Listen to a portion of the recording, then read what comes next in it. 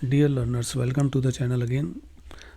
आज की वीडियो का टॉपिक हमारा रहेगा सर्च ब्राउज़र्स। देखिए, यूजीसी नेट हो, सी टेट हो, यू टेट हो, स्लेट हो या रिसर्च डिग्री एंट्रेंस टेस्ट हो, सभी में मैं देखता हूँ ब्राउज़र और सर्च इंजन से रिलेटेड क्वेश्चंस आते हैं। तो पहले हम ये समझ लेते हैं कि ब्राउज़र क्या होता है। ब्राउज़र एक एप्लीकेशन सॉफ्टवेयर होता है जिसकी हेल्प से हम इंटरनेट पर available websites, images, URL, extensions, audio files, video file, इन सब को एक्सेस कर पाते हैं। तो ब्राउज़र एक ऐसा एप्लीकेशन सॉफ्टवेयर हुआ जो हमें हेल्प करता है इंटरनेट को एक्सेस करने में। कुछ प्रमुख ब्राउज़र्स को मैंने इस वीडियो में सम्मिलित किया है जिस पर आज हम चर्चा करेंगे। सबसे पहला है गूगल क्रोम। गूगल क्रोम, जैसा कि आप अक्सर चलाते होंगे क्रोम, ये गूगल अकाउंट से इंटीग्रेटेड होता है। अगर हम चाहें तो इसको बिना साइन इन किए हुए भी चला सकते हैं। ये जाना जाता है अपनी स्पीड और सिंप्लिसिटी के लिए। क्रोम ऑफ़र करता है क्लीन इंटरफेस और इसके थ्रू हम वाइड रेंज होती है एक्सटेंशन की, उस तक पहुंच सकते हैं। अब एक्सटेंशन क्या होता है, पहले इसको समझ लेते हैं।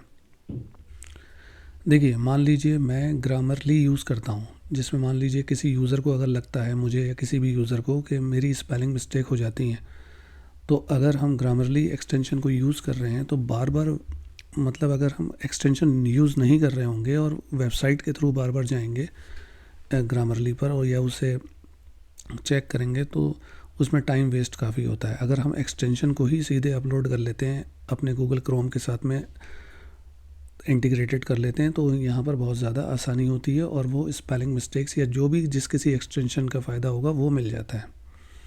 तो गूगल क्रोम के साथ में हम एक्सटेंशन को भी यूज़ कर सकते हैं। दूसरा, मोज़िला फायरफॉक्स। मोज़िला फायरफॉक्स, इसको प्राइवेसी और कस्टमाइजेशन ऑप्शन के लिए जाना जाता है।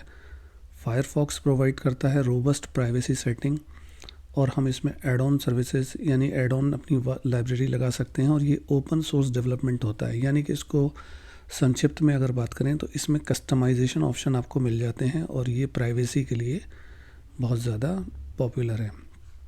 सफारी एक इंटरनेट ब्राउज़र है जो कि एप्पल का डिफ़ॉल्ट ब्राउज़र होता है। अगर कुछ लोग एप्पल का लैपटॉप चला रहे हैं, मैक या फिर आईओएस डिवाइसेस चला रहे हैं, यानी कि एप्पल की मोबाइल चला रहे हैं, तो उनके साथ में जो बाय डिफ़ॉल्ट आएगा ब्राउज़र वो आएगा सफारी।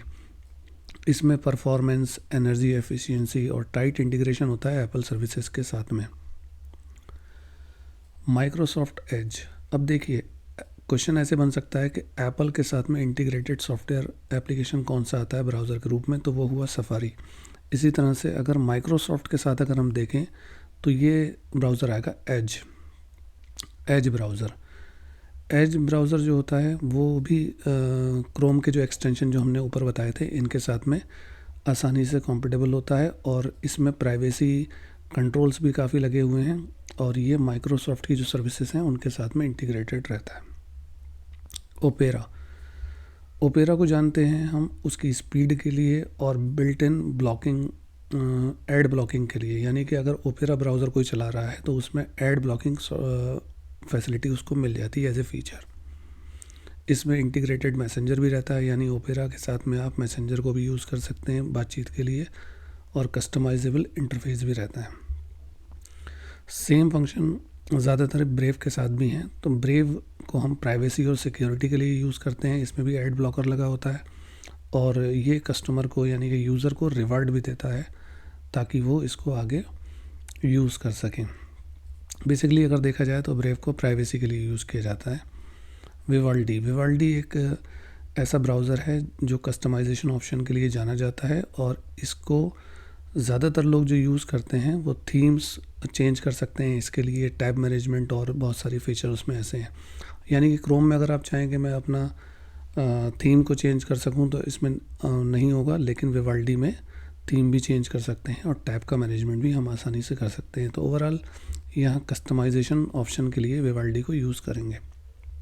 टॉर ब्राउज़र, जैसे आपने नाम सुना होगा कि वीपीएन सर्विसेज लोग यूज़ करते हैं। मान लीजिए अगर कोई ये चाहता है कि मेरी जो एक्टिविटीज़ हैं उनको कोई ट्रैक ना कर सके और मेरी प्राइवेसी बहुत ज़्यादा स्ट्रॉन्ग हो इंटरनेट ट्रैफिक पर, और मैं ग्लोबली कहीं भी ईज़िली इसको मतलब ये है कि अपनी लोकेशन को ट्रैक नहीं करा पाऊँ, मतलब कोई मुझे ट्रैक ना कर सके, तो इसके लिए हम टॉर ब्राउज़र का यूज़ करेंगे। ये ज़्यादातर प्राइवेसी के लिए यूज़ किया जाता है। ये वीपीएन की तरह काम करता है। यूसी ब्राउज़र ग्लोब वर्ल्ड के कुछ ख़ास रीजन्स में यूज़ किया जाता है, जैसे चाइना में, और ये वियतनाम और इधर कुछ खास कंट्रीज़ हैं जिसमें ये ज़्यादा यूज़ किया जाता है। वैसे इसे कोई भी यूज़ कर सकता है। इसकी फ़ास्ट ब्राउजिंग इसका एक फ़ीचर है, और ये डेटा कंप्रेशन के लिए यूज़ होता है। यानी अगर इसको आप यूज़ कर रहे हैं तो डेटा कम से कम यूज़ होगा, बैंडविड्थ जो यूसेज हैं वो कम हो जाएंगे। और मीडिया प्लेयर इसके साथ में मिलता है, यानी कि अलग से मीडिया प्लेयर इंस्टॉल करने की ज़रूरत नहीं होती है। लोकेशन की जैसे बात हुई तो यूसी ब्राउज़र उधर चाइना वगैरह के लिए हो गया। येंडेक्स ब्राउज़र जो है वो रशिया में ज़्यादा यूज़ होता है। ये वहाँ का टॉप 1 में आता है ब्राउज़र। जैसे हम लोग क्रोम ज़्यादा मतलब इंडिया में जो ज़्यादा यूज़ होता है वो क्रोम यूज़ होगा। रशिया में येंडेक्स ज़्यादा टॉप 1 में जाता है।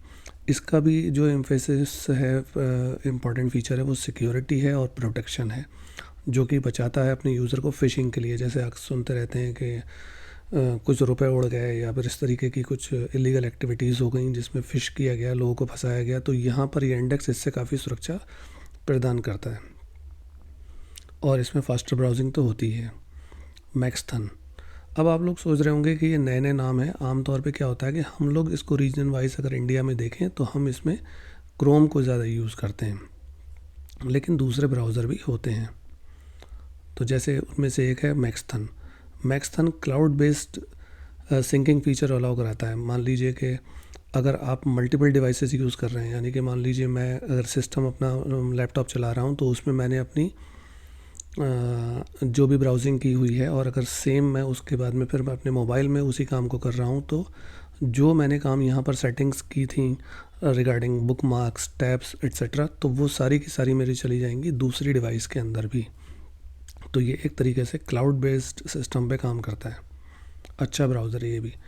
एपिक प्राइवेसी ब्राउज़र, इसके तो नाम में ही प्राइवेसी जुड़ा हुआ है। ये ब्राउज़र जो है प्राइवेसी पे एम्फेसिस करता है, ऐड को ख़त्म करता है, फिंगरप्रिंट स्क्रिप्ट्स और इस तरीके का जो इनक्रिप्टेड वर्क है प्रॉक्सी का वो करता है। इनक्रिप्टेड से मतलब जैसे आप लोग व्हाट्सएप चलाते हैं तो आपका मैसेज जो आपका जिसको आप सेंड कर रहे हैं वही देख सकता है, थर्ड पार्टी उसमें बीच में इन्वॉल्व नहीं होगा, देखेगा नहीं उसे। तो इस तरीके से यहाँ पर प्राइवेसी इनबिल्ट रहती है। जो आप काम कर रहे हैं ब्राउज़र और यूज़र के बीच में रहेगी, बीच में थर्ड पार्टी उसमें इंटरफ्रेंस नहीं करेगी।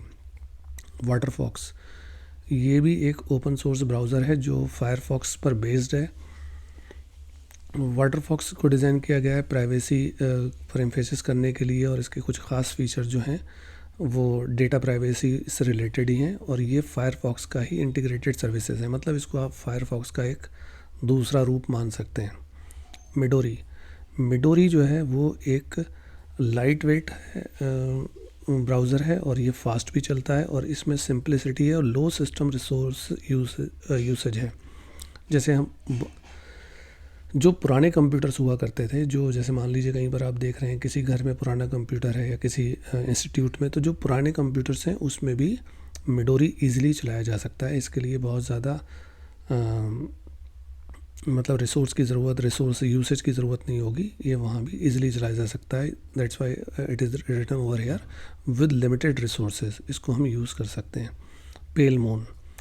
पेल मून का मतलब यहाँ पर ये है कि ये ब्राउज़र जो है ये एक फायरफॉक्स का ही एक ऐसा ब्राउज़र है जो लोग मान लीजिए जिनको फायरफॉक्स का ओल्ड वर्जन चलाने की आदत थी, लेकिन वो अपडेटेड हो गया है नया वाला फायरफॉक्स, तो लेकिन जो ओल्ड वर्जन ही चलाना चाहते हैं और बाकी सारे फीचर उसके वही रहेंगे, कस्टमाइजेशन और कंट्रोल इत्यादि, तो वो पेल मून को चला सकते हैं। तो ये कुछ मुख्य सर्चिंग ब्राउज़र मैंने यहाँ इंक्लूड किए हैं, आप इसको देखें और कंटेंट को शेयर सब्सक्राइब करें। Thank you so much.